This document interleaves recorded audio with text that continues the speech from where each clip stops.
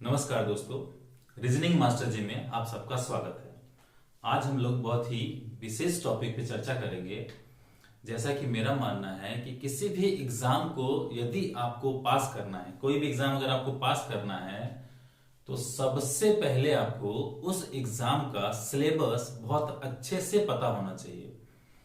बहुत लोग को लगता है सिलेबस पढ़ने से क्या होगा, हमें तो उसके अंदर की बातों को जानना है ना। लेकिन देखिए, जो सिलेबस है वो एक दायरा बताता है कि आपको कहाँ तक हमें पढ़ना है। वैसे पढ़ने के लिए तो बहुत सारी चीजें हैं, कहाँ तक पढ़ते रहेंगे। तो कोई भी एग्जाम एक सिलेबस इसीलिए देता है कि आप इस दायरे में अपनी तैयारी रखें ताकि आपका ज्यादा से ज्यादा नंबर आएगा। हम लोग कहते हैं, बहुत लोग कहते हुए सुने होंगे कि मैं तो बहुत पढ़ता हूं लेकिन मेरे एग्जाम में नंबर कम आते हैं।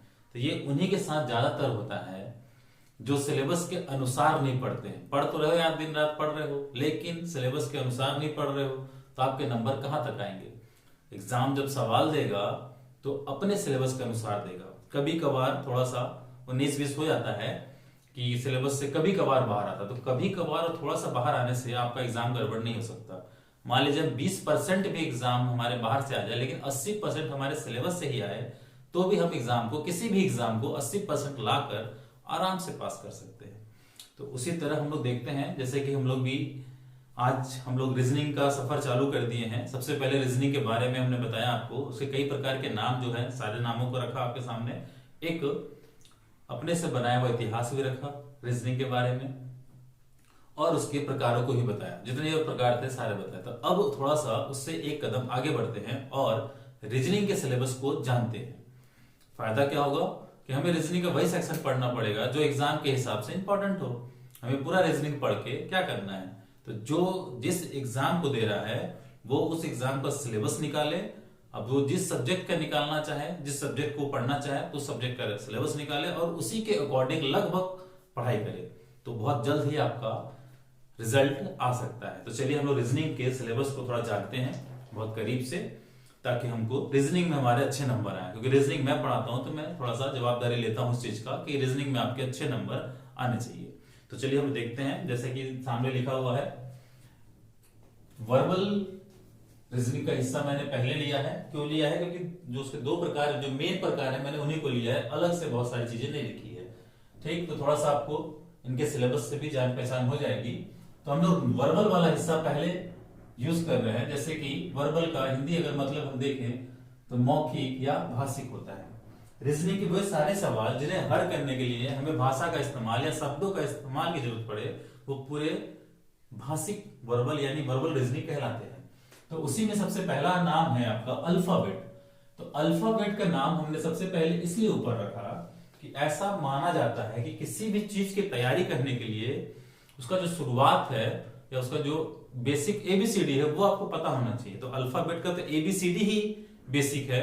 तो आपको सबसे पहले जो शुरुआत है रीजनिंग पढ़ने की, जो शुरुआत है वो अल्फाबेट से करनी चाहिए। इससे क्या होगा, क्योंकि अल्फाबेट का इस्तेमाल पूरे रीजनिंग में बहुत जगह आएगा। जैसे पूछे कि कहां कहां आएगा, अगर इसमें देखा जाए तो आपका अल्फाबेट का इस्तेमाल कोडिंग डिकोडिंग में आएगा ही, मिसिंग नंबर में भी आएगा ही, सीरीज में भी आएगा ही, ऑड वन आउट में भी आएगा ही आएगा। तो लगभग अगर ये 4-5 चैप्टर भी ले ले रहा है तो सबसे इंपॉर्टेंट कहलाएगा, क्योंकि एक का आपको तैयारी करना है और 5 जगह वो यूज आएगा। 5 से भी ज्यादा कहीं यूज आता है। तो हम पहले, सबसे पहले हम रीजनिंग अगर पढ़ना चाहते हैं तो सबसे पहले हमें अल्फाबेट के बारे में जानकारी होना चाहिए। जैसा कि अल्फाबेट सब जानते भी होंगे कि ए से लेकर जेड तक को अल्फाबेट कहते हैं, यानी वर्णमाला के अक्षर कहते हैं। तो ये वर्णमाला के अक्षर के जो स्थान होते हैं वो दो तरह से होते हैं, एक तो बाईं ओर से और एक दाईं ओर से। अगर नॉर्मल पूछे तो अल्फाबेट का बाईं ओर से ही स्थान, सीधा स्थान माना जाता है। और हमें एग्जाम में अगर ट्रिकी क्वेश्चन देना है तो वो कभी कभार बाईं ओर, दाईं ओर से भी इसका नंबर दे देता है। तो बाईं ओर से तो अल्फाबेट को लिखा जाता है, लेकिन कभी कभार दाईं ओर से भी देता है। यानी कि सीधा और उल्टा इसको बोल सकते हैं, दाया और बाया ना बोल के, लेफ्ट राइट ना बोल के हम ये बोलेंगे अल्फाबेट को सीधे नंबर याद कर लीजिए और अल्फाबेट का उल्टा क्रम नंबर याद कर लीजिए, ताकि जब भी एग्जाम में इस टाइप का ट्रिकी क्वेश्चन बनाए तो आप आसानी से हल कर सके। आगे बढ़ते उसी तरह हम लोग अल्फाबेट के बाद हम डाइस को देखेंगे।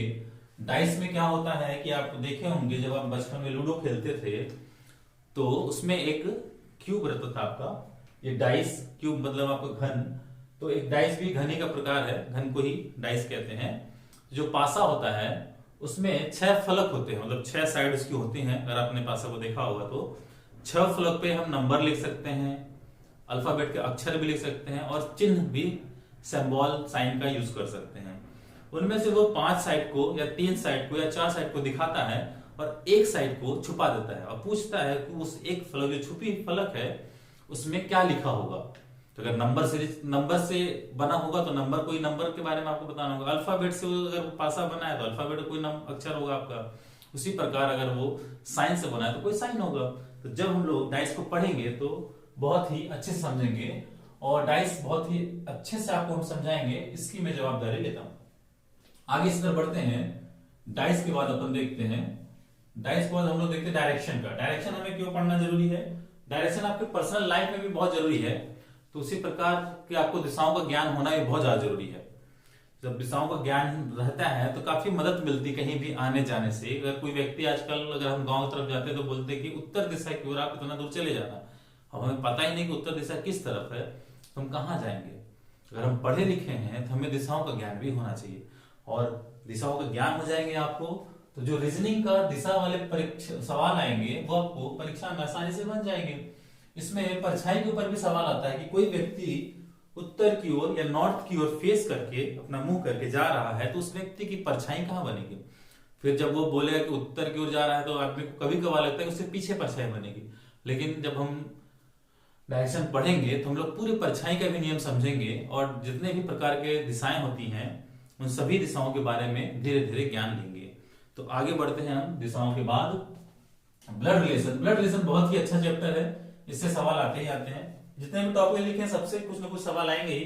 कम से कम हम ये मान के चले एक सवाल तो आएगा ही, और कभी 2 कभी 5 ऐसे भी सवाल आते हैं। तो एक सवाल आए या 5 सवाल आए, हमें पढ़ना तो पड़ेगा ही एक नंबर के लिए। ऐसा हम अगर देखने जाएगा एक नंबर का है क्या पढ़ें, तो बाकी सब्जेक्ट भी बहुत कम कम नंबर के आते हैं।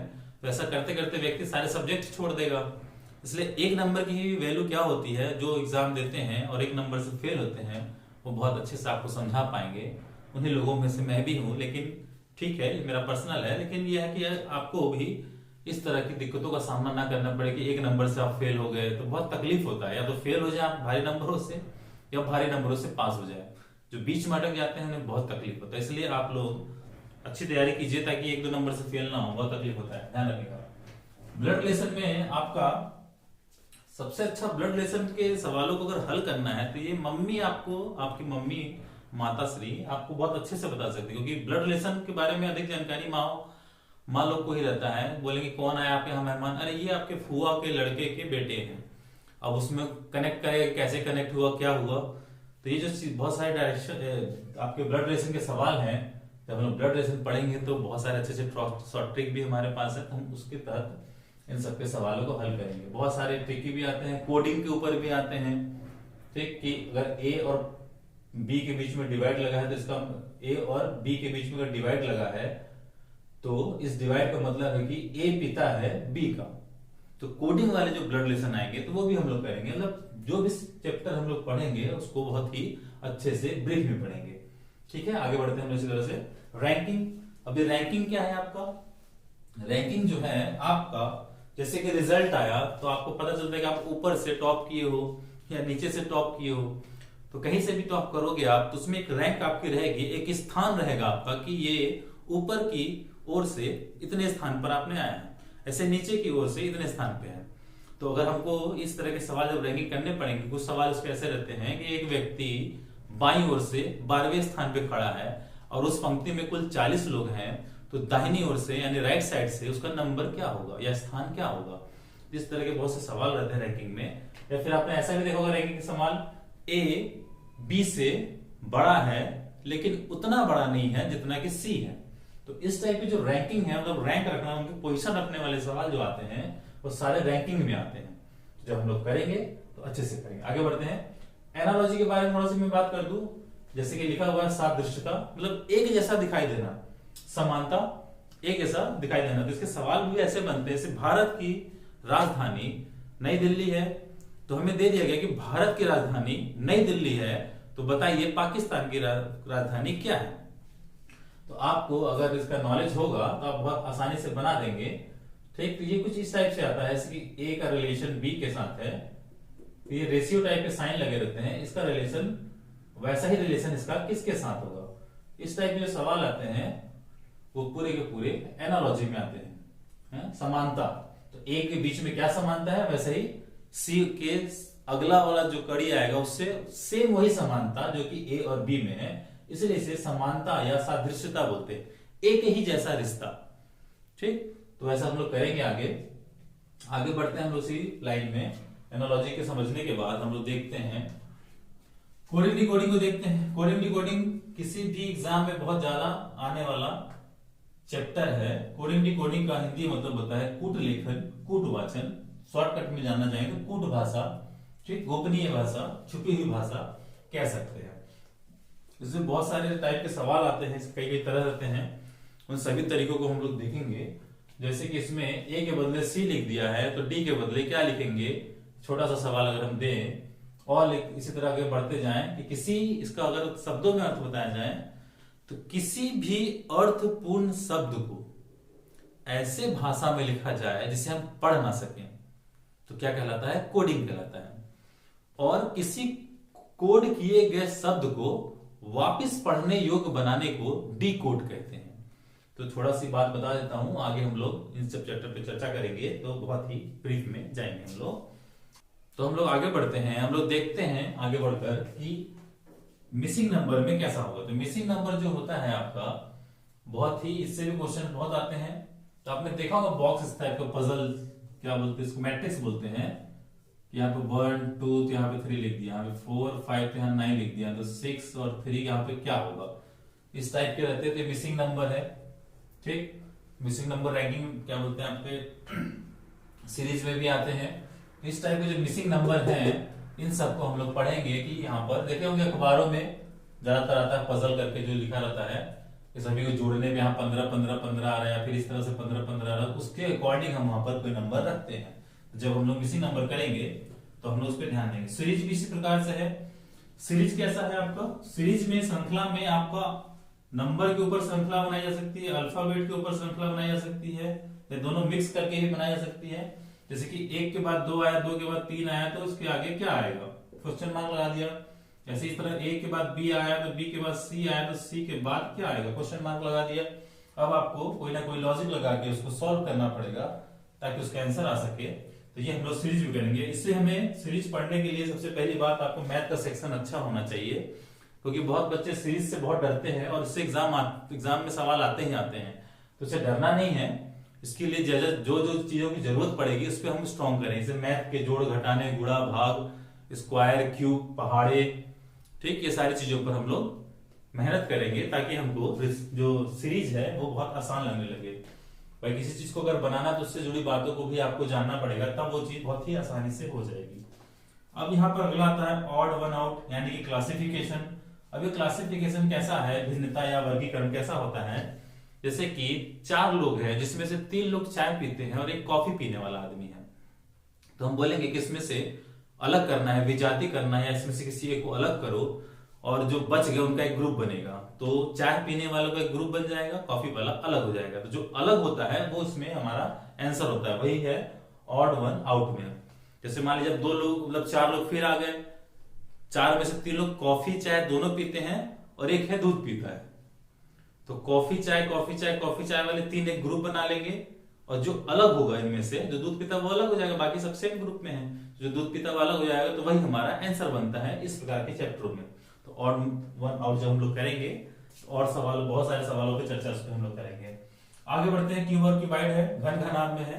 इसमें भी क्यूब रहता है, तो पासे वाले कुछ लॉजिक इसमें भी लग जाते हैं। जैसे 6 फलक होते हैं तो 6 फलक पासे में भी हमारे होते हैं, वही हिस्सा ही घनी को ही पासा ही कहते थे।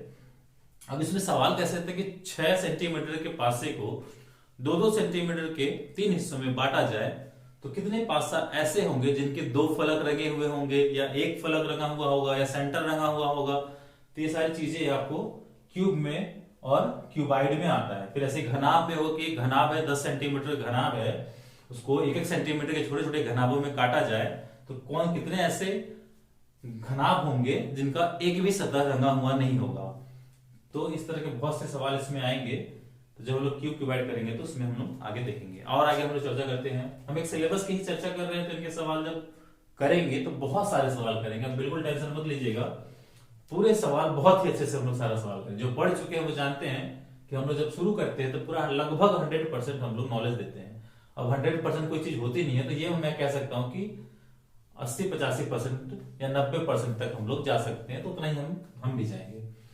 कैलेंडर वाले सवाल आ गए। कैलेंडर के सवाल बहुत सारे एग्जाम में आते हैं, बड़े बड़े एग्जामों में भी आते हैं। कैलेंडर में दिया रहता है कि आज सोमवार है, तो आज से 2 दिन बाद या 2 दिन पहले कौन सा दिन था।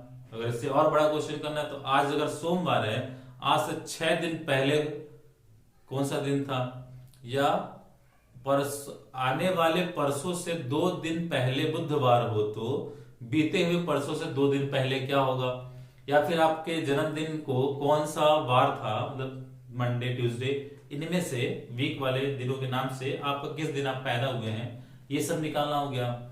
और भी सवाल आते हैं जन्मदिन के ऊपर। इसी पे सवाल आते हैं कि रीमा को याद है कि उसकी माँ का जन्मदिन 16 अक्टूबर के बाद और 20 अक्टूबर से पहले था। उसी में उसकी बहन रमा को याद है कि उसके माँ का जन्मदिन 18 अक्टूबर के 18 नहीं, आपका ज्यादा हो जाएगा, हाँ 18 अक्टूबर के बाद और 22 अक्टूबर से पहले था। तो इन दोनों जानकारी अगर हम सच माने तो दोनों से हमें कॉमन डेट निकालते हैं, वही हमारा आंसर बनता है। तो जब हम लोग करेंगे तो बहुत अच्छे से करेंगे। आगे बढ़ते क्लॉक में। क्लॉक बहुत अच्छा चैप्टर है। कैलेंडर और क्लॉक बहुत ही अच्छे चैप्टर है, पढ़ने में बहुत अच्छा लगता है, पर सवाल वही है, एक नंबर के सारी वैल्यू है। कभी कभार 1 या 2 नंबर के सवाल आते हैं, पर हमें इनको जानना चाहिए। बहुत अच्छा है कैलेंडर भी पढ़ना। ठीक, क्लॉक की अगर बात करें तो क्लॉक में हम लोग ये देख सकते हैं, इसमें बहुत सारे सवाल रहते हैं। पहले तो लेट फास्ट वाले रहते हैं कि प्रत्येक आधे घंटे में एक बस जाती है किसी बस स्टॉप से, एक व्यक्ति 20 मिनट लेट पहुंचा तो अगली बस कब आएगी, इस तरह के सवाल रहते हैं। ठीक, समय को लेके समय में और क्या क्या सवाल रहता है, जैसे कि 7:44 में या फिर 7:20 में या 44 में कोई भी एक समय दे दिया जाएगा, तो घड़ी के मिनट वाली सुई और घंटे वाली सुई के बीच में कितने अंश का कोण बनता है। ठीक, ये रहता है। या फिर किसी 1 घंटे के दौरान 90 डिग्री अंश का कोण कितने बार बनेगा, या 0 डिग्री का, या फिर एक रेखा में कब होंगे ये, या संपाती कब होंगे, वही बात है, संपाती कब होंगे या विपरीत कब होंगे। इस तरह के सवालों पर उस पर चर्चा होती है। जब हम क्लॉक पढ़ेंगे तो करेंगे। सिटिंग अरेंजमेंट बहुत अच्छा चैप्टर है, इस पे काफी ज्यादा क्वेश्चंस आते हैं। 1-2 नंबर क्वेश्चन से बड़े आते हैं, 1 प्लस नंबर आते हैं, तो कह सकते हैं कि ज्यादा नंबर आते हैं। सिटिंग अरेंजमेंट में बैठक व्यवस्था है। बैठक व्यवस्था में बहुत तरह से हम लोग बैठते हैं, जैसे क्लास में भी हम लोग बैठते हैं, रैंक में बैठते हैं। ठीक, तो बैठने के ही ऊपर पूरा है कि एक आदमी मतलब 5-6-7 आदमी एक गोले में बैठे हुए हैं। ठीक, जो राधा है मोहन के दाईं ओर या बाईं ओर पे है, इस तरह करते हुए बहुत सी जानकारी इसमें दी जाती है, 5-6 जानकारी दी जाती है। उन सभी जानकारियों को ध्यान में रखते हुए हम पूरा का पूरा उनकी सिटिंग अरेंजमेंट करते हैं और बाद में उससे ऊपर पूछे गए सवाल को आंसर देते हैं। आगे बढ़ते हैं साइलोजियम के ऊपर या न्याय निगमन के ऊपर। बहुत ही अच्छा चैप्टर है। बहुत सारे कांस्टेबलों के एग्जाम में, काफी एग्जाम में मतलब काफी ज्यादा नंबर के आते हैं ये लोग। तो साइलोजियम तो पढ़ना बहुत जरूरी भी है। काफी जैसे कोडिंग डिकोडिंग इधर है, कोडिंग डिकोडिंग आप नहीं पढ़ेंगे और साइलोजियम नहीं पढ़ेंगे, हमको लगता है कि 5-10 नंबर का सवाल आप मिस कर जाएंगे किसी भी एग्जाम में। इसलिए कोडिंग डिकोडिंग इतना इंपॉर्टेंट होना, साइलोजियम भी है, थोड़ा सा उससे ज्यादा दिमाग लेता है, थोड़ा समझने के रहते हैं, उनके तरीके होते हैं, उनको आपको समझना होता है। तो वो सब चीजें हम लोग देखेंगे साइलोजियम में। इसे कैसे क्वेश्चन आते हैं देखा, वो कुछ ए बी है, कुछ बी सी है, फिर ए और सी में रिलेशन बताने को बोलता है। देखा होगा आपने सर्किल बनाते हुए, इस टाइप के सर्किल बनते हैं, कभी इस टाइप के बनता है। तो जो डायग्राम बनता है उस पर आधारित फिर सवाल पूछे जाते हैं। आपको एक कथन दे दिया जाएगा, उसके अकॉर्डिंग आपको डायग्राम बनाना पड़ेगा, फिर उस डायग्राम के अकॉर्डिंग आपके ऊपर निष्कर्ष पूछे जाएंगे, स्टेटमेंट दिया जाएगा। स्टेटमेंट के बाद आपका कैलकुलेशन पूछा जाएगा कि बताइए इसमें से कौन कौन से कैलकुलेशन निकल सकते हैं, या फिर आपके निष्कर्ष कौन कौन से सही हो सकते हैं। तो आपने देखा होगा कुछ हाथी, कुछ बिल्ली, कुछ घोड़े वाले सवाल। तो हम लोग जब करेंगे तो बहुत ही अच्छे से इसको समझेंगे। बहुत अच्छा चैप्टर है तो बहुत अच्छे से समझेंगे। आगे की अगर हम बढ़ते जाएं तो काउंटिंग फिगर्स, आकृतियों की गणना, बहुत सी आकृति दी रहती है। इसमें त्रिभुजों की गणना, किस आकृति में बताइए कितने त्रिभुज हैं, या आपको दे दिया कि इस पूरी आकृति में वर्ग कितने हैं, या इस पूरी आकृति में आयत आयत कितने हैं। तो ये सब जो गणना करने के कुछ शॉर्ट ट्रिक होते हैं और कुछ हमें गणना ही करने पड़ते हैं, तो उन सबको हम लोग देखेंगे। आगे बढ़ते हुए देखते हैं वेन डायग्राम। वेन डायग्राम में आपने सवाल देखा होगा, इस टाइप के डायग्राम बना दिए जाएंगे और इनमें कुछ नंबर लिख दिया जाएगा और पूछा जाएगा कि ऐसा कौन सा नंबर है जो तीनों इमेज में दिखाई दे रहा है। अब इनका कुछ नाम रख देगा, ये मान लीजिए हॉकी खेलने वाले, ये क्रिकेट खेलने वाले, ये पढ़ने वाले हैं, ठीक। अब बोल देगा ऐसे कितने क्रिकेट खेलने वाले जो हॉकी भी खेलते हैं और पढ़ाई भी करते हैं, यानी कि तीनों में आ रहा है वो, तो तीनों काम करते हैं तो तीनों में आएगा। एक ऐसा बोले सिर्फ ऐसे कितने लोग हैं जो सिर्फ क्रिकेट खेलते हैं, फिर क्रिकेट वाले जो आएंगे, बाकी जो मिक्स खेल लोग वो हट जाएंगे सिर्फ लिख दिया तो। अब बोला कि सिर्फ ऐसे कितने जो हॉकी खेलते हैं, तो जो ग्रुप में खेले तो वो बाहर हो जाएंगे, बाकी जो सिर्फ खाली एक गेम खेल रहा होगा वो हॉकी वाले में आ जाएगा, या हॉकी पूछा है तो ऐसा पूछ देगा कि कितने लोग हैं जो सिर्फ पढ़ाई करते हैं। जब सिर्फ वर्ड दे दिया, जितने पढ़ाई वाले होंगे बस उन्हीं को हम लोग लेंगे। या फिर ऐसा बोले ऐसे कितने लोग क्रिकेट और पढ़ाई खेलते हैं, मतलब पढ़ाई करते हैं, क्रिकेट भी खेलते हैं पढ़ाई भी करते हैं, तो हमको इन दोनों की बात की तो इन दोनों में कॉमन नंबर कौन सा है वो देखना पड़ता है। जब हम लोग करेंगे इसके ऊपर तो हम लोग ये वाला बहुत अच्छे से समझेंगे। आगे बढ़ते हैं हम लोग इसी तरह से पजल। पजल से बहुत लोग बहुत ज्यादा डरते हैं। इसमें डर भी होना चाहिए क्योंकि बहुत सारे डाटा इसमें रहते हैं। बाकी सब चैप्टरों में 3-4 आपको डाटा देगा या जानकारी देगा, उससे आपका सवाल हल हो जाते हैं, तो थोड़ा सा दिमाग में जो बोझ रहता है कम रहता है कि 5-6 जानकारी हमको देखना है। लेकिन जैसे पजल आता है तो पजल में आपके एक ही साथ 14-15 जानकारियां दे दी जाती हैं, जिनका अरेंजमेंट हम नहीं कर पाते हैं, तो इसलिए हम फंस जाते हैं। इसको करके कैसे बनाए, घर पे बैठे कैसे बनाए कि हमको बनने लगे, तो छोटे छोटे पजलों से शुरुआत कीजिए। धीरे धीरे उनके पैटर्न समझते समझते आप बड़े बड़े पजल कर पाएंगे। आप डायरेक्ट बड़े पजल को उठाकर इस चैप्टर से नफरत मत कीजिए। ये चैप्टर भी बहुत अच्छा है। धीरे धीरे आप पहले छोटे पजल्स बनाइए जिसमें 5-6 जानकारी को दिया होगा, फिर और थोड़ा बड़ा बनाइए जिसमें 8-10 जानकारी दी होंगी, फिर और बड़ा बनाइए 14-15 जानकारी दी होंगी। सभी जानकारी को सिस्टमेटिक अगर हम रखना सीख जाएंगे और जैसा कि ये दिया है उसी के अनुसार हम चलेंगे, तो हमको पजल भी धीरे धीरे आसान लगने लगेगा। बहुत मेहनत इसमें करना पड़ता है, लेकिन करिए, काफी अच्छा नंबर देते हैं ये भी, ठीक। इनइक्वालिटी देखें तो असमानता वाले सेक्टर में कैसा रहता है, तो हमको कुछ इस तरह से सिंबल दिए रहते हैं ये सारी चीजें कि अगर दो लोग के बीच में ऐसा साइन है, ठीक, और एक व्यक्ति है, तो इसको कैसे लिखेगा असमानता वाले में कि ए बड़ा है बी से, बी बड़ा है सी से, ठीक। तो बताइए कि ए सी से बड़ा है, ए सी से बड़ा है, ए सी से बड़ा है, या ए सी से छोटा है, या ए सी से बराबर है। तो इन तीनों को हम लोग देख के हिसाब लगाते हैं और समझने की कोशिश करते हैं कि कौन किससे बड़ा है कि छोटा है। तो आपको ये निष्कर्ष के रूप में ये दे देगा कि निष्कर्ष निकालिए, ये आपको एक स्टेटमेंट दे देगा, तो आपको निकालना पड़ता है इसमें कि कौन किसके साथ है। इनइक्वालिटी मतलब असमानता है। तो इस सेक्टर में हम लोग इस टाइप के सवाल करते हैं। आपने देखा होगा ये ग्रेटर देन लेस देन का जो सिंबल लगे रहते हैं आपके, ठीक, इक्वल ग्रेटर देन, कभी कभी एक साथ दोनों लगे रहते हैं कि ग्रेटर देन भी है और इक्वल भी है, तो इस तरह से साइंस का इस्तेमाल करते हैं। ऐसे लेस देन में और इक्वल में ऐसा साइन इस्तेमाल करते हैं, इक्वल में ऐसा साइन इस्तेमाल करते हैं। तो जब ये वाला हम लोग चैप्टर करेंगे असमानता वाला, या असमानता का है यहाँ पर, ठीक, तो जब हम लोग करेंगे तो हम लोग समझेंगे उसको। और ये आ गया आपका मशीन इनपुट। मशीन इनपुट आपने देखा होगा, कोई एक लाइन रहती है जिसमें अल्फाबेट्स के अक्षर ही मिक्स कर देता है, या फिर आप ये शब्दों को और नंबरों को मिक्स कर देता है। और एक मशीन होती है, जैसे बोले कि अल्फाबेट का ए वाला जो अक्षर है वो पहले आएगा, और इधर से जो लास्ट वाला सेक्शन है वो अल्फाबेट क्या बोलते हैं, नंबरों के पहला वाला नंबर इधर आएगा, तो इधर 1 हो गया, इधर ए वाला वर्ड हो गया, फिर इधर 2 हो जाएगा और इधर बी वाला वर्ड हो जाएगा, इधर 3 हो जाएगा, फिर यहाँ पर सी वाला वर्ड हो जाएगा। ऐसे करते करते दोनों एक जगह मतलब सट जाएंगे और एक जगह से बने रहेंगे, तो आपको समझ में आ जाएगा कि पूरा जो लाइन है वो किस तरह से इनपुट किया है मशीन ने, इसीलिए मशीन इनपुट इसका नाम दिया गया है। तो बहुत सारी लाइनों को वो इसी प्रकार से सेट करता है। कभी कभार क्या करता है कि सबसे बड़ा नंबर ले लिया, तो मान लीजिए 85 नंबर था तो 85 नंबर सबसे, फिर अल्फाबेट में ए से बनने वाला वर्ड लिया, फिर 85 से छोटा नंबर लिया, फिर बी से बनने वाले वर्ड लिया, फिर 85 से और मतलब 85 से और छोटा नंबर लिया, फिर से करते करते आपको नंबर जो है घटते क्रम में इंक्रीजिंग ऑर्डर में हो गया, और जो वर्ड वाले हैं अल्फाबेट वाले में वो बढ़ते हुए क्रम में रहेंगे, ए से बी से सी से इस तरह वर्ड वाले सेटिंग होते रहेंगे। उधर नंबर क्या है, घटते क्रम में रहेंगे, 85, 86, 85, 84, 83, इनको एक हिसाब से सेट करना। तो जैसा ये मशीन इनपुट करता है, जो हमसे वो सवाल, वो एक बार तो एग्जांपल देगा कि ऐसा हमने किया है, आप उनको समझ लीजिए लॉजिक को, और फिर पूछे गए लाइन को आप उसी तरह से अरेंजमेंट करिए, उसी तरह से उसकी सेटिंग कीजिए। तो जब हम ये चैप्टर करेंगे तो बहुत आसानी से करेंगे, बहुत आसान है, बहुत कठिन नहीं है, थोड़ा सा ध्यान देने लायक है, बस और कुछ नहीं। डिसीजन मेकिंग आपने देखा होगा, डिसीजन मेकिंग निर्णय लेना।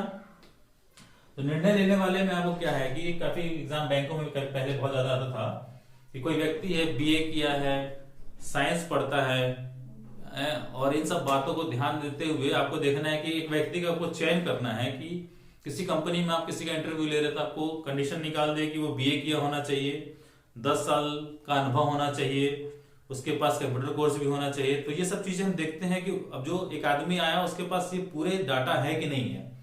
तो अगर वो पूरे डाटा होंगे तो हम उनको जॉब दे देंगे। इसी पे हमको निर्णय लेना है, उसको हमको जॉब दे सकते हैं। मान लीजिए कि उसने बोला कि कंप्यूटर के आपके पास सर्टिफिकेट होना चाहिए, और जो डाटा आपको दिया गया है सवाल में, उसमें लिखा है कि ये व्यक्ति कंप्यूटर नहीं किया है, वो व्यक्ति पहले ही बाहर हो गया। तो निर्णय लेने की क्षमता उससे बढ़ती भी है अपनी, और वो सवाल भी बनाते हैं। आगे ऐसे हम लोग देखें तो डाटा सफिशिएंसी, ये भी लगभग इसी टाइप के सवाल रहते हैं, पर थोड़ा सा अलग रहता है, ये थोड़ा सा मिक्स रहता है। जैसे कि मैथ में डीआई होता है तो ये भी ऐसे करता है। जैसे ब्लड रिलेशन का चैप्टर का सवाल ले लिया और उसमें रिलेशन पूरा ना निकाल के आधा रोक दिया।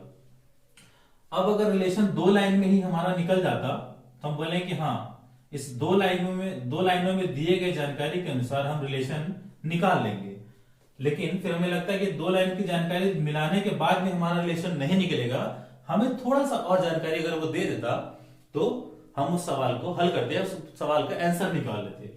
और रिलेशन की बात करें तो 2 लोग 3 लोग के बीच में जो रिलेशन है उनको जानकारी दे रहा है वो 3 लाइन में, लेकिन 3 लाइन में भी उस जानकारी देने के बाद भी वो कंफर्म नहीं हो पा रहा है। तो हमें लगता है कि एक जानकारी वो और हमें दे देता तो ये आंकड़े पूरे हो जाते और हमारा आंसर आया। तो उसी को बोलते हैं आंकड़े पर्याप्तता, मतलब कि कुछ उसमें डाटा छुपा लेता है और आपसे जानना चाहता है कि आपने उसका जबरदस्ती आंसर तो नहीं निकाला, जितने डाटा मिला उसी के अनुसार निकाला। अगर हमारे पास वो डाटा का आंसर नहीं आया तो हम बोल देंगे डाटा अपर्याप्त है। ठीक, तो जब ये वाला सवाल करें तो करेंगे। अब ये डिक्शनरी वाला सवाल कैसा होता है, तो डिक्शनरी वाला जो सवाल है, आपने देखा हो कोई डिक्शनरी को, इसमें शब्दों को एकदम सिस्टमेटिक तरीके से रखा गया हुआ है। तो उसको इसीलिए रखा गया है कि आपको खोजने में आसानी हो, कोई भी वर्ड आपको खोजना हो तो ऐसे घुमा फिरा के चारों तरफ एक कबाड़ टाइप में रख दिया जाए डिक्शनरी को, तो आप किसी एक ही शब्द को खोजने में बहुत समय लगा देंगे और पता नहीं मिलेगा भी नहीं मिलेगा। लेकिन एक चीज को सिस्टमेटिक रखते हैं, जैसे लाइब्रेरी में देखा होगा आपने, किताबों को सिस्टमेटिक रखा जाता है कि मैथ की किताब इधर है, साइंस की किताब इधर है, आप वहां जाके देख लीजिए। और जैसे कि आपके सबसे एग्जाम्पल मेडिकल स्टोर वाले हैं जो एक अरेंजमेंट में अपने सारे डाटा रखते हैं, पूरी दवाइयां एक अरेंजमेंट में रखते हैं, ताकि जब भी कोई ग्राहक दवाई हमसे लेने आए तो हम बहुत आसानी से उसे दे दे। या फिर पूरा ऐसा एक ही जगह अगर उल्टा पुल्टा करके रख देगा तो वो अपने ग्राहक को दवाई दे नहीं पाएगा, दिन भर लग जाएगा उसको दवाई देने में। तो एक सिस्टमेटिक तरीके से रहता है। ऐसे हमको 5 शब्द दे देंगे या 4 शब्द दे देंगे, उसको हमको डिक्शनरी के अनुसार जो सिस्टम है उस सिस्टम के तौर पर लगाना पड़ता है। तो पूछता है कि इसमें से दूसरा शब्द कौन सा बनेगा। अगर हम डिक्शनरी के हिसाब से इन शब्दों को सजाएं तो तीसरा शब्द कौन बनेगा, दूसरा शब्द कौन बनेगा, लास्ट शब्द कौन बनेगा, पहला शब्द कौन बनेगा, इस टाइप की बहुत सारी बातें होती हैं। तो ये थोड़ा सा मोटा मोटी हिसाब है, कुछ और चैप्टर है हम लोग अभी लिख के चर्चा करेंगे। तो जहां तक आशा कर रहे हैं कि आपको ये सब थोड़ा सा अच्छा लग रहा होगा, क्योंकि थोड़ा बेसिक नॉलेज आपको सिलेबस के बारे में होना चाहिए। तो चलिए हम लोग देखते हैं, थोड़ा और सिलेबस को हम लोग लिख लें, उसके बाद हम लोग और थोड़ा चर्चा करेंगे। चलिए तो हम लोग बचे हुए सिलेबस को थोड़ा सा और देख लेते हैं। जैसा कि आपके सामने लिखा हुआ है स्टेटमेंट एंड कैलकुलेशन, यानी कथन और निष्कर्ष। तो कथन और निष्कर्ष बहुत लोगों को ऐसा लगता है जैसे साइलोजियम का ही चैप्टर हो, जो अपन इससे पहले हम न्याय निगमन वाला टॉपिक देखे थे। तो लोग उस तरीके से इसको हल करना शुरू कर देते हैं, डायग्राम बना के शुरू कर देते हैं, बोलते सर बन नहीं रहा है, क्योंकि वो एक अलग टॉपिक है और आपका ये एक अलग टॉपिक है। इसमें आपका 100% ध्यान आपको स्टेटमेंट में देना है, और जो उसका निष्कर्ष निकलता है उसमें स्टेटमेंट में अगर उसका कुछ भी हिस्सा दिया गया हो या फिर वहां से सेंस निकलता हो तो हम पॉजिटिव निष्कर्ष निकाल सकते हैं किसी भी कथन का। तो जब ये स्टेटमेंट कैलकुलेशन वाला चैप्टर हम लोग पढ़ेंगे तो बहुत ध्यान से पढ़ेंगे, बहुत आसान है, बहुत अच्छा है, लेकिन इसमें हम लोग पूरा ध्यान हम स्टेटमेंट पे देंगे। ऐसे आगे अगर हम लोग बढ़ते हैं तो स्टेटमेंट एंड अजम्पशन है, यानी पूर्व धारणा। यानी किसी भी काम को अगर हमको स्टेटमेंट में किसी ने एक कार्य दे दिया, जैसे मैं ही कहूं कि मैंने आरएमजे कोचिंग खोला है, तो मैं क्या सोच के खोला हूंगा, तो मुझे मेरा जो मन का जो मनसा है, पूर्व धारणा है जो हमारी, हम सोचेंगे कि हाँ आरएमजे से लोगों को बहुत फायदा हो सकता है, या रीजनिंग पढ़ने में फायदा होगा, या फिर जितने भी सब्जेक्ट इसमें पढ़ाए जाएंगे उसमें फायदा होगा। तो ये सब सारी मेरी पूर्व धारणाएं हैं। तो ये सब पूर्व धारणा अगर निष्कर्ष के रूप में, या फिर कह सकते हैं कि पूर्व धारणा के रूप में जब आएगा, तब हम कह सकते हैं कि ये पूर्व धारणा सही है।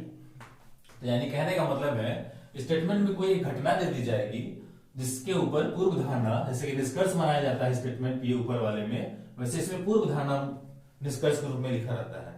तो आपको देखना है कि पूर्व धारणा स्टेटमेंट में है या नहीं है, ठीक। और इसमें क्या करना था, इसमें आपको निष्कर्ष निकालना। निष्कर्ष मतलब क्या होता है, आपका एक रिजल्ट होता है। पूर्व धारणा मतलब क्या होता है आपका, कि कोई भी कार्य शुरू करने से पहले जो हम सोचते हैं उसको हम पूर्व धारणा कहते हैं, ठीक। जैसे आप एग्जाम की तैयारी कर रहे हैं, तो आपने सोचा होगा कि मैं कोई अधिकारी बनूंगा या फिर मैं कोई गवर्नमेंट जॉब निकालूंगा, तो ये आपकी पूर्व धारणा है एग्जाम तैयारी करने से पहले की बात। आगे बढ़ते हैं हम लोग इसी तरह से। आगे यहाँ पर दिया हुआ स्टेटमेंट एंड आर्गुमेंट, किसी भी एक कथन को दे देगा, उस पर फिर वो तर्क निकालने की कोशिश करेगा कि यह तर्क किसी कार्य को करने में सक्षम है कि नहीं है, ठीक। तो जब तर्क वाले चैप्टर हम लोग करेंगे आर्गुमेंट वाले, तो और इसे समझेंगे। अभी हम लोग बस इतना जान रहे हैं कि जितने भी स्टेटमेंट वाले हैं ये सारे पूरे एक ग्रुप में रहते हैं। तो स्टेटमेंट वाले में हमको पूरा का पूरा अपना ध्यान स्टेटमेंट में देना है कि इस स्टेटमेंट में जो दिया गया कथन में हमको ये पूछे गई बातें हैं कि नहीं है, अगर होंगी तो सही, नहीं होंगी तो गलत, ये होगा। आगे देखते हैं अपन कोर्स ऑफ एक्शन में, यानी किसी घटना पर क्या कार्यवाही करनी चाहिए या क्या कार्यवाही हो रही है। अगर उन्होंने सही कार्यवाही, कोई घटना दे दी गई, उस पर कार्यवाही क्या की गई, अगर उसने सही कार्रवाई की गई तो हम लोग बोलेंगे सही है, अगर उससे जुड़ी हुई गलत कार्रवाई रही तो हम लोग बोलेंगे गलत है, या फॉलो नहीं कर रहा है, या इन सब तरह की बातें हम लोग करेंगे। जब हम लोग कोर्स ऑफ एक्शन पढ़ेंगे तो बहुत ही अच्छे से, बहुत सारे सवालों से हल करेंगे, बिल्कुल टेंशन मत लीजिएगा। ये सब बहुत ही आसान वाला हिस्सा है, आपकी ही सोच के ऊपर है सारी चीजें। एक बार आप इनका मेन कॉन्सेप्ट जो समझ जाएंगे, फिर ये सवाल ज्यादातर गलत नहीं होंगे आपके। आगे बढ़ते इस तरह से 28वें नंबर पे है कॉज ऑफ इफेक्ट। तो ये भी कुछ इसी प्रकार के ग्रुप में ही है, तो इसमें भी कथन दिया रहेगा और कथन और परिणाम दिया रहेगा। तो एक कथन दिया रहेगा, उसको बोलेंगे परिणाम उससे निकल सकता है कि नहीं, तो कारण और परिणाम दोनों उसमें दिए रहते हैं। जब हम लोग कॉज ऑफ इफेक्ट करेंगे तो हम इसको बहुत ही ब्रीफली समझेंगे, क्योंकि अभी समझाने के लिए बहुत कुछ नहीं है, अभी एग्जांपल देने के बहुत सारे बड़े बड़े एग्जांपल देने पड़ेंगे। इसलिए जब हम लोग इसको पढ़ेंगे, अभी सिर्फ इसका नाम याद रखिए, कारण और परिणाम। इनका नाम याद रखिए कि कोर्स ऑफ एक्शन यानी कार्यवाही वाला चैप्टर है, स्टेटमेंट एंड आर्गुमेंट यानी तर्क वितर्क वाला चैप्टर है, फिर स्टेटमेंट एंड अजम्पशन मतलब पूर्व धारणा वाला चैप्टर है, स्टेटमेंट एंड कैलकुलेशन मतलब कि कथन और निष्कर्ष वाला। अभी एक छोटा मोटा नाम जानिए, थोड़ा सा उसके बारे में जानिए।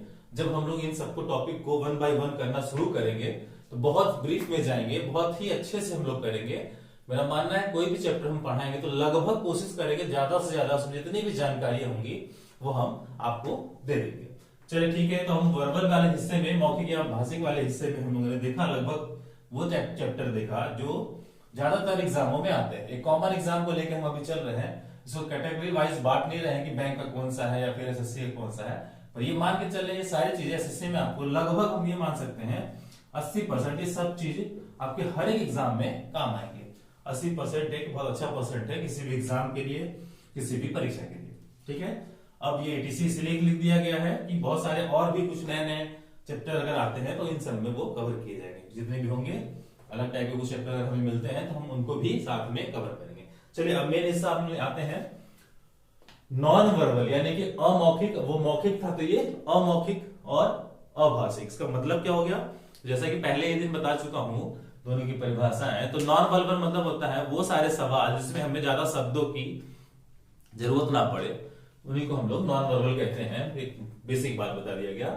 अब इनमें देखिए, जहां भी देखिए सभी में यहाँ पे क्या क्या लिखा हुआ है, आकृतियां आकृतियां आकृतियां आकृतियां, यानी कि कुल मिला के एक डायग्राम दिया रहता है, उसमें बहुत कुछ शब्दों का इस्तेमाल नहीं करता है, एक साइन सिंबल इन सब का इस्तेमाल करके सवाल बनाए जाते हैं, उनको हम हल करते हैं किसमें, नॉन वर्बल वाले सेक्शन में करते हैं, ठीक। जिसमें से पहला चैप्टर मैंने लिखा हुआ है मैट्रिक्स का। मैट्रिक्स आप लोगों ने देखा होगा, ठीक। मैट्रिक्स अगर आप जब पढ़ेंगे इसको, आप भी इसको बोलते हैं, तो इस तरह से कुछ संरचना बनी रहती है। यहाँ पे 0 होता है, यहाँ 1 होता है, यहाँ 2 हो गया, 3 हो गया, यहाँ पे 1 2 3। अब यहाँ पे मान लीजिए हमने लिख दिया A। अब यहाँ पर हो गया पूरा का पूरा कहानी रो और कॉलम पे आ जाएगा, यानी कि रो और कॉलम। रो और कॉलम में क्या क्या चीजें हो जाती हैं, तो अगर हम इसको लेना चाहें पंक्ति और स्तंभ जिसको बोलते हैं हिंदी में, रो और कॉलम, पंक्ति और स्तंभ, तो इसमें हम अगर हम एक ही बारे में लिखना चाहें, अगर हम इस तरफ से ले रहे हैं तो हम इसका लिखेंगे 1 और 1, ये इसका कोड नाम हो गया। अब अगर हमारे पास यहाँ 2 लिखा हुआ है, 2 बोले सॉरी, यहाँ पर अगर हम B लिख दें तो इसका नंबर क्या हो जाएगा, अगर हम इस तरह से रो और कॉलम देख रहे हैं तो B का जो नंबर है आपका 2 और अब ये इस वाले में है, पंक्ति 1 में है तो 1 हो जाएगा, यानी 2 और 1 इसका कोड हो जाएगा। तो ऐसे बहुत सारे, जैसे यहाँ पे मान लीजिए किसी को लिखते हैं, यहाँ पे हम D लिख देते हैं। अब इसका क्या है, तो रो के हिसाब से देखा जाए तो 3 नंबर पे है और कॉलम के हिसाब से भी देखा जाए 3 नंबर पे, यानी कि 3 और 3 इसका कोड हो जाएगा। जब हम लोग करेंगे, अभी बहुत सारे ऐसे क्वेश्चंस आएंगे सामने, जब हम लोग इसको करेंगे तो बहुत अच्छे समझ जाएंगे। अभी बस इतना जानेंगे, एक बॉक्स टाइप की संरचना रहती है, इसमें कुछ नाम क्या बोलते हैं अल्फाबेट्स के लेटर दिए रहते हैं और उनके कुछ नंबर दिए रहते हैं और उनकी एक स्पेशल कोड बनाई जाती है रो और कॉलम के हिसाब से। फिर हम लोग बाकी पूछे गए वर्ड का भी हम लोग रो और कॉलम के हिसाब से ही उनकी कोडिंग बनाते हैं और मैच करते हैं कि किस ऑप्शन में दिया होगा। ठीक, आगे बढ़ते इसी तरह से। अब आपके पास एक यहां पर है वाटर इमेज और मिरर इमेज, यानी कि जल और दर्पण प्रतिबिंब।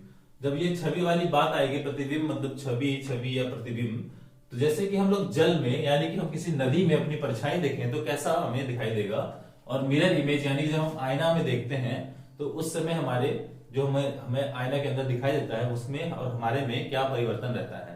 जैसे कभी भी हम आईना में देखते हैं, जो आईना में देखते हैं तो हमारे ध्यान से देखेंगे तो हमारा जो जिस तरह हम ऐसे सामने आईना देख रहे हैं तो हमारा आईने के अंदर दायां बायां दिखाई देगा और बायां दायां दिखाई देगा, यानी कि उसको कह सकते हैं कि साइड चेंज हमारे दर्पण प्रतिबिंब में हो जाता है। लेकिन जल प्रतिबिंब हम कभी देखेंगे तो हमारा दायां तरफ दायां ही रहेगा, बायां बायां ही रहेगा। ठीक, बस क्या होगा कि हम उल्टे हो जाएंगे, जो उल्टा वर्ड है वो हम जल प्रतिबिंब में यूज करेंगे और जो साइड चेंज है, बगल चेंज हो जाता है, वो हम मिरर इमेज में यूज करेंगे। ठीक, जब हम लोग करेंगे क्वेश्चन प्रैक्टिस था तो और अच्छे समझ में आ जाएगा। अब तीसरे नंबर पे आपका है छिपी हुई आकृति। ठीक, इस छिपी हुई आकृति में क्या रहता है, एक डायग्राम बना रहता है। जैसे कि मान लीजिए यही डायग्राम हमने बनाया, ऐसा कुछ हमने बना दिया। अब हमने इसका एक हिस्सा निकाल के पूछा क्या ये वाला भाग, इस आकृति में ऐसी आकृतियां कुछ चार्ज दी जाएगी, उसमें से एक पार्ट निकाल दिया जाएगा, फिर वो पार्ट को उसमें हमको मर्ज करना है या उसमें देखना है कि वो वाले पार्ट, वो वाला हिस्सा इन इमेजेस में है कि नहीं है। तो कुछ उसके टुकड़े आपको निकाल के ऑप्शन के तौर पे देंगे और पूछेंगे इसमें से कौन सा मर्ज है कि नहीं है, छिपी हुई आकृति है कि नहीं है। बहुत सारे डायग्राम, बहुत सारा ऐसा रहता है, जैसे यही वाली चीज बनी हुई है, इसमें बहुत ही कठिन क्वेश्चन माना जाएगा तो इस वाले हिस्से को ले लेगा, ऐसा तो ऐसा बना इस टाइप का। अब ये वाला हमको देखना है इस आकृति में है कि नहीं है। इस तरह आपके पास 4 ऑप्शन रहेंगे तो ये हमारे पास निकलेगा तो किस आकृति में इसको सेट कर सकते हैं, यानी कि उसके टुकड़े निकाल दिए गए, वो टुकड़ा वापस सेट हो सकता है कि नहीं हो सकता है, और किस ऑप्शन में सेट होगा, जिस ऑप्शन में सेट हो गया वो हमारा आंसर बन जाएगा। अब आगे बढ़ते हैं यहाँ पे आकृतियों को पूरा करना। जब आप पढ़ेंगे नॉन वर्बल में आकृतियों को पूरा करने वाला, तो बहुत सारा सेक्शन ऐसा रहता है, आपने देखा होगा। इसको पहले 4 हिस्से में तोड़ देगा, इसमें कुछ डायग्राम ऐसे ऐसे बने रहेंगे। ठीक, अब यहाँ पर क्या है हमें नहीं पता, और इसी को जो यहाँ पे बचा हुआ भाग है, इसी का 4 ऑप्शन में हमें उसका हिस्सा देगा। इस हिस्से में से कौन सा ऐसा हिस्सा है, जैसे कि हमारे हम ऐसा बना दें, ऐसा बना दें, और एक ऐसा बना दें, और एक डबल ट्री बना दें, ऐसा बना दें। हम बोलेंगे इनमें से कौन सी आकृति को हम इसमें सेट कर दें कि ये आकृति जो है पूरी हो जाए, इसी को बोलते हैं आकृतियों को पूरा करना। ठीक, आगे बढ़ते हैं। सीरीज आपको वर्बल में भी दिखाई दिया था और नॉन वर्बल में भी सीरीज होती है। वही आकृतियां, डायग्राम जो रहते हैं उनकी एक प्रॉपर श्रृंखला होनी चाहिए। कोई ना कोई अगर सीरीज में कोई ना कोई रिलेशन से ही आगे बढ़ता है। जैसे कि सीरीज, अगर नंबर वाली सीरीज देखेंगे तो जो नंबर बढ़, जैसे कि 1 है तो 2 हो गया था, 3 हो गया, 4 हो गया, तो हम देखेंगे कि ये एक नंबर जुड़ते हुए आगे बढ़ रहा है, यानी कि एक कोई ना कोई कॉन्सेप्ट के साथ ही वो आगे बढ़ता है, वो सीरीज आगे चलती है। तो वैसे ही यहाँ पर भी अब नंबर हट के आपके आकृति आ जाएगी, तो डायग्राम्स आ जाएंगे, तो डायग्राम्स के ऊपर ही सवाल बनेंगे। एनालॉजी देखा जाए तो अगला है जो एनालॉजी, आकृतियों की समानता। ऐसे क्या होगा, बहुत सारे चित्र दे देंगे, तो उसमें आपको देखना है कि कौन सी आकृति एक समान क्वालिटी की है, जो समान क्वालिटी की नहीं होगी वो अलग हो जाएगी। हमें वो पैटर्न समझना है कि समान क्वालिटी वाला पैटर्न किस किस डायग्राम में दिया हुआ है। ठीक, आगे इस तरह बढ़ते हैं, आकृतियों को जोड़ना। ये भी कुछ कुछ इसी टाइप के हैं, आकृतियों को जोड़ने वाला हिस्सा। तो हम लोग देखेंगे उस समय जब हम लोग ये करेंगे तो हम लोग ये कर लेंगे। फिगर फॉर्मेशन वाला जब हम लोग बनाएंगे या सवाल जब हम लोग करेंगे प्रैक्टिस, इसमें और अच्छे से डायग्राम वाला है तो मैं बहुत सारा डायग्राम नहीं बना सकता अभी एक बेसिक हम लोग समझ रहे हैं, तो हम लोग इसमें कर देंगे। आगे देखिए क्लासिफिकेशन यहाँ भी लिखा हुआ है, और वर्बल में भी क्लासिफिकेशन था, तो वहां पर अल्फाबेट, नंबर्स, ये सब क्लासिफाई हो रहे थे या शब्दों को हम लोग कर रहे थे। यहाँ पे हम लोग को आकृति को करना है। ठीक, कुछ आकृति बने रहेंगे, 4-5 ऑप्शन में दिए, 4 ऑप्शन दिए रहेंगे। उन 4 ऑप्शन में देखना होगा 3 ऑप्शन वाले आकृति कौन से मैच कर रहे हैं, जो एक ही क्वालिटी से है, एक समूह बना रहे होंगे, और जो अलग बच जाएगा कॉन्सेप्ट वही रहेगा जो वहां पर भी था, वही कॉन्सेप्ट से होगा। तो हम लोग देखते हैं आगे की ओर। हम लोग ये लास्ट वाला जो है हमारा ग्रुप ऑफ आइडेंटिकल फिगर्स वाला देखते हैं, यानी एक जैसी आकृति का समूह। ये भी क्लासिफिकेशन ही जैसा है, थोड़ा सा फर्क पड़ता है उसमें। ठीक, यहाँ पर तो एक ही जैसी आकृतियों की रहती है, और यहाँ पर आपका एक जैसी क्वालिटी वाली आकृति चाहिए हमको। जरूरी नहीं है कि यहाँ पर वर्ग वर्ग वर्ग बना हुआ है तो वर्ग वर्ग वर्ग होगा। यहाँ पर वर्ग, त्रिभुज या कोई भी चीजों को ले सकते हैं, पर सभी में एक क्वालिटी होगा जो एक समूह बनाएंगे, एक गुण लेके आपके समूह बनाएंगे या एक क्वालिटी से अपना समूह बनाएंगे। उसमें हम लोग उसको देखेंगे कौन सा बना रहा है, कौन सा नहीं बना रहा है। तो ये साहब हमारे पास ये वर्बल और नॉन वर्बल का पूरा सिलेबस का, लगभग पूरा सिलेबस का हम लोग थोड़ी थोड़ी बातें जाने, थोड़ा सा नाम जाने। बस हम ये बोल सकते हैं कि इस वीडियो में हमें चैप्टरों का नाम बस मिल जाएगा। जैसा कि मेरा कहना है कि किसी एग्जाम को अगर पास करना है तो आपको सबसे पहले उसका सिलेबस बहुत अच्छे से याद कर लेना होगा, ताकि आप कहीं भी पढ़ रहे हैं तो मान लीजिए अखबार ही पढ़े, जैसे आपको जीके का बारे में अगर सिलेबस आपको याद है कि आप किसी पेपर को दे रहे हैं और इस पेपर इतना ही जीके आने वाला है, टॉपिक वाइज अगर आपको सिलेबस याद है, तो अखबार में मान लीजिए कोई क्वेश्चन कुछ पढ़ रहे हैं आप अखबार में, तो देखेंगे कि ये वाला हमारे सिलेबस से बाहर है, तो इस चीज को ना पढ़े।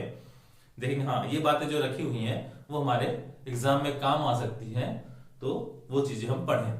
तो सिलेबस से एक आपको दायरा मिलता है, एक नजरिया मिलता है अपने एग्जाम की तैयारी करने के लिए। थोड़ा सा बहुत ज्यादा पढ़ने से भी बचेंगे आप, एक सटीक पढ़ेंगे, एक सटीक रास्ते में पढ़ेंगे, तो आपका आसानी से सिलेक्शन हो सकता है।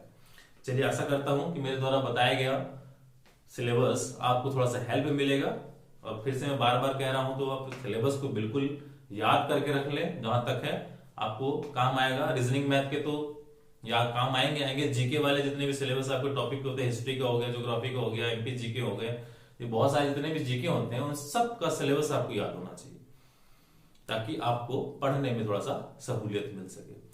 तो आशा करता हूं कि सब जानकारी आपको अच्छी लगी होंगी।